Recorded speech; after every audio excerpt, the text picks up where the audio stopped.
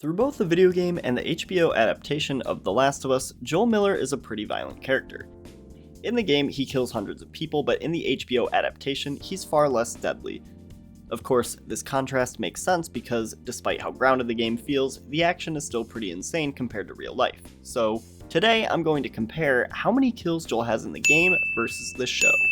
Basically, I'm going to highlight some of the differences between the game and the show where Joel has more kills in one or the other. To make this simple, I'm comparing episodes in the show to chapters in the game, which roughly align as follows, so pause here if you'd like to take a look.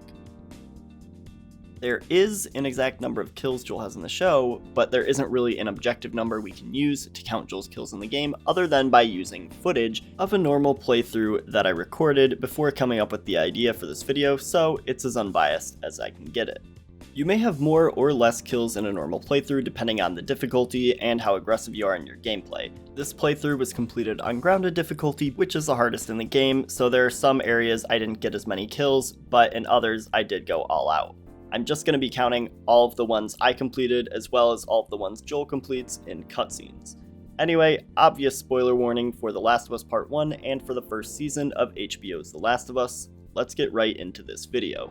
Starting things off, we have the first episode of the show, When You're Lost in the Darkness, and the first two chapters of the game, the prologue and the quarantine zone.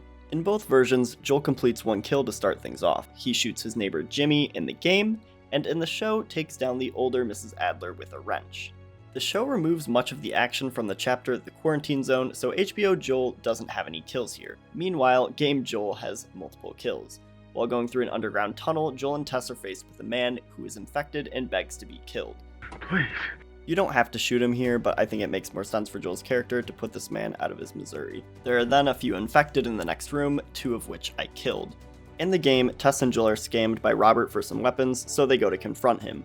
On the way there, I killed about 13 of his men in 4 different sections. Tess takes out Robert in the game, but in the show we find him already dead in a shootout with the Fireflies. Both lead us to Marlene, and in the show this is where Joel meets Ellie, but in the game there's another short section between finding Robert and meeting Ellie where I killed 5 guards in this port area. This leads us to the end of the first episode and the start of the next chapter, which is called The Outskirts. In the game, there are 2 unnamed guards who Tess and Joel quickly shoot, but in the show, Joel takes his time beating this one guard to death. Now talk. The game includes a chase sequence running from some guards immediately following this, and I killed one while running away. The next episode, Infected, overlaps the game again as the group then moves through downtown Boston on their way to find the Fireflies. The game expands upon this venture by going through more buildings with more infected. I killed a few before being dropped in a subway, also full of infected, and one more area with 3 more runners. Both stories contain a tense sequence with Joel fighting off a few clickers and continuing toward the Capitol building. The game has a bonus exhibit where we get to appreciate the art, and more importantly, Joel kills more infected. In the show, the Fireflies in the Capitol building have been killed by infected, and Joel shoots one that is still alive before Tess sacrifices herself and takes out the remaining infected. In the game, the Fireflies have been killed by soldiers, and Tess stays behind to take out a few and buy Joel and Ellie some time. I met up with these 2 soldiers on my way out of the Capitol building, and then 2 more in the subway. And then it was on to the next chapter, Bill's Town, which coincides with Long Time, which is the biggest deviation from the game by far. The show starts off with a short scene of Ellie and Joel, and we actually see Ellie kill an infected in the show before she does this in the game. The show has a rather pleasant change of pace and gives us Bill and Frank's love story. In the game, it is an entirely different story. Joel is looking for a car to reach Tommy in both, but Tess's dying wish is what prompts him to search for Tommy in the game. To get one, he heads to Bill's Town, which is full of infected and of course Bill's traps. Meanwhile, in the show, Bill meets Frank and the 2 have immediate chemistry. I was caught in Bill's snare and had to fight off almost a dozen infected while Ellie tried to get me down. We get to see Bill and Frank enjoy the little things in life like strawberries. Then we were chased by infected to one of Bill's hideouts. And we get to see Bill and Frank enjoy a nice meal with Tess and Joel. From there we made our way to the high school through some yards that had a ton of infected, and then the outside of the school which also had a ton of infected. The show reminds us that this is still an apocalypse, but even through all that, Bill and Frank have each other's back. And guess what? Inside the high school, there were even more infected just waiting to get murdered by us. The gym contained multiple infected, including a bloater that I had to take down. To top things off, Bill and Frank have a lovely wedding. In the game, we find Frank in a different state, but at least he left us a car. Joel and Ellie in the show finally appear again, and Frank left them a car. Wow, how convenient. Oh, and we're not done yet in the game, because this car also needs to be pushed through an infected-filled street so we can get the battery started, and finally, we are on our way out west. In both stories, Ellie and Joel's road trip is interrupted by an ambush, and in the ensuing chaos, Joel kills several attackers. The game adds in some brutal kills, and Joel kills between 7 and 11 enemies in this convenience store, which is totally not named 7-Eleven. As Joel and Ellie sneak through Kansas City, they don't do much killing, and instead, this episode also goes more in depth on the group running the city, including a character named Perry, who is played by Jeffrey Pierce, which is the voice of Tommy in the original game. Whereas the only focus on Pittsburgh's hunter group in the game is when Joel demolishes them in this bookstore. And I have to say, it is nice to see so many people bond over reading. In fact, I'm getting a little choked up thinking about it. That's awful. And we have more hunters in this hotel on these 2 floors.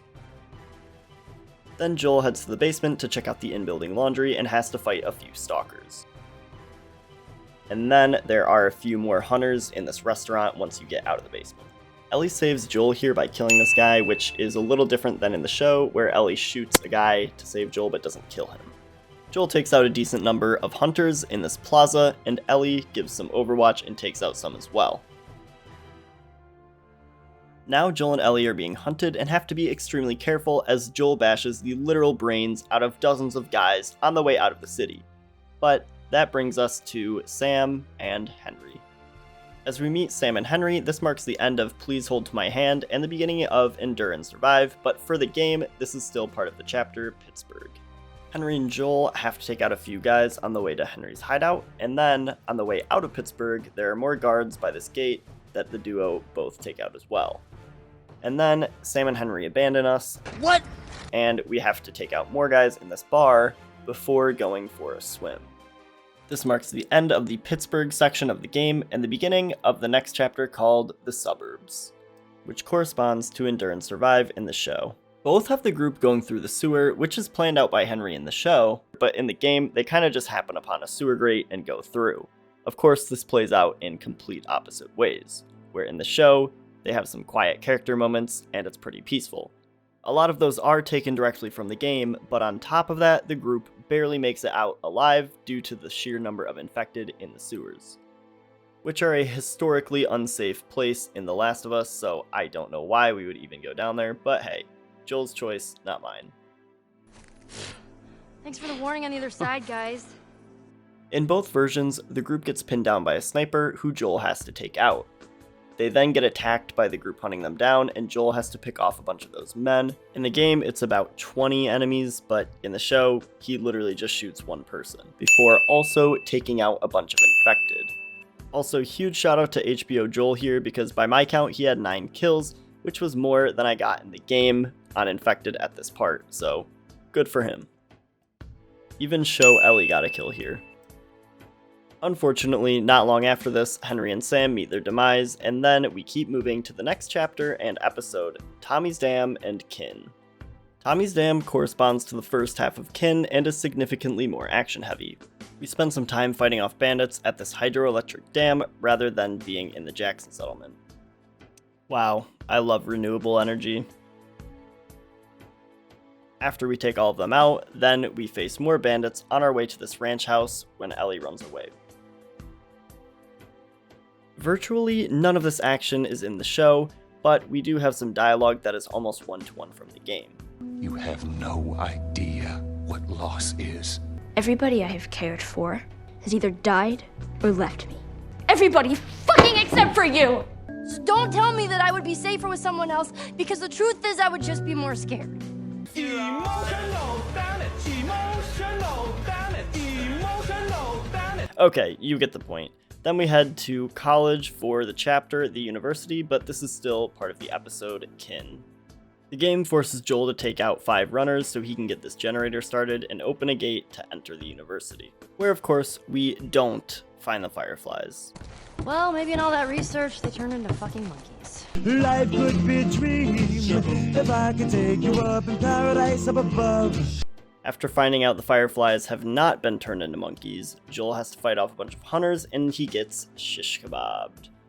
And still manages to get 2 more kills here. Of course, with some help from Ellie along the way. In the show, he gets stabbed, and that's kind of it. He kills one guy, who was actually killed by Ellie in the game. The next episode of the show, Left Behind, coincides with the downloadable content also called Left Behind, which was released after the first game came out, but still fits chronologically in the same order. This is the only time an episode title and game chapter match up, and the flashback sequences are very similar. Joel doesn't have any kills here, but since we control Ellie, let's speed through her kills in both. She has to search a mall for a first aid kit and fights off a ton of infected, on top of taking out a bunch of hunters searching for Joel in the game. They literally just lost a 1v14 fight against a child. Embarrassing. In the show, Ellie searches one house for some medical supplies, and in the flashback, she kills 1 infected. Of course, in the game, this is a ton of infected, and she kills 3. The next episode of the show, When We Are in Need, matches up pretty closely with Lakeside Resort in the game. Shortly after meeting David, Ellie is forced to fight alongside him to take out a bunch of infected. The show kind of makes you forget how much of a nightmare this chapter is to play as Ellie because, well, a lot of it isn't there, and we even get a bloater at the end. Ellie makes a break for it, but doesn't get too far in the show, whereas in the game, she does have a bit of time where she takes out some of David's men.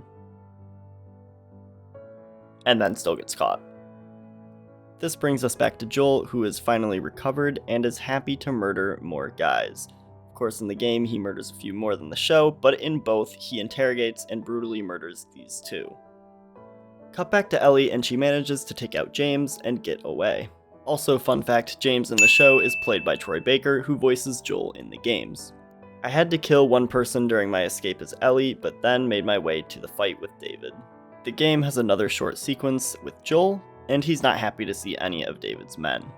Speaking of David, Ellie's not happy to see him either, and as the saying goes, measure twice, cut however many times this is. I don't know, it's a lot of times, but probably not enough. Oh, baby girl. It's okay. It's okay, baby girl. I got you. Man, this scene hits both times.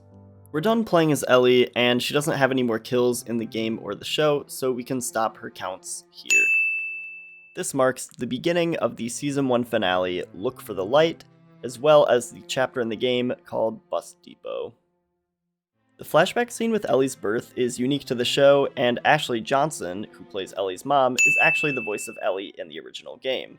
Another fun fact is Merle Dandridge, who plays Marlene, is actually the same actor in the game and the show, and now I will shut up about the actors. The show has some scenes from the game, such as the giraffe scene, and it's a lot more quiet at first, whereas the game goes into an underground tunnel, and Joel and Ellie face a lot more infected on their way to the hospital. This marks the start of a new chapter in the game called the Firefly Lab, and it plays out almost identically to the show. Upon learning the Firefly's intentions, and that in order to make a vaccine, Ellie will need to be killed, Joel pulls a reverse Uno card and murders every single Firefly in his way. And even playing this for the 100th time, it is still insanely brutal. Man, how could HBO turn Joel into kind of a villain in this scene? I just don't get it. Of course, the show plays out in the same way, and Joel racks up his body count even more. There are a few kills that are kind of harder to count, but there are 3 people in this hallway. I'm pretty sure this dead guy is distinct from those 3, and these 3 are also, based on the camera angle, different. Same with this dead body we see here. Joel kills the doctor and frees Ellie in both versions of the story, and then he takes out Marlene. Let me go. Let me go. You just come after her. You just come after her. And with Marlene, we have the final kill of both the game and the show. This also takes us to the final chapter of the game, which is just called Jackson. The game and show match up pretty much identically here, and this final line should set us up for an interesting second season. You want to hear right now. Swear to me. Well, maybe that's not what Swear you to want. me. Swear to me that everything that you've said about the Fireflies is true. Swear to me that everything you said about the Fireflies is true. I swear. I swear. Okay? Okay. And with that, we have made it through the first season and the first game of The Last of Us. Overall, I'm not too surprised by how much Joel in the game beats HBO Joel in terms of kill count, but still, this is a very high number. In my own playthrough, I counted 316 kills for Joel, but in the HBO show, I counted 40 kills. I also counted 84 kills for Ellie in the game, and only 5 for her in the show. Technically, you could add one more for the show if you wanted, because Ellie does explicitly say she had to kill Riley, but this happens off-screen and after the events of Left Behind, so I'm not going to count it. Do you think I missed any kills? If so, comment below, because I spent an absurd amount of time scrubbing both my own gameplay footage and the HBO show, trying to get them all, but hey, I'm not perfect, so it's possible I left one or two out.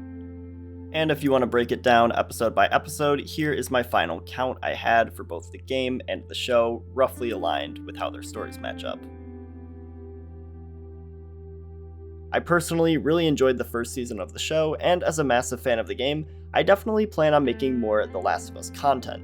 I do plenty of challenge videos for games such as The Last of Us and Uncharted, and my next video will be a challenge on The Last of Us Part 1. So if you enjoyed this, be sure to subscribe to Epic Cakes Gaming and keep an eye out for my next video.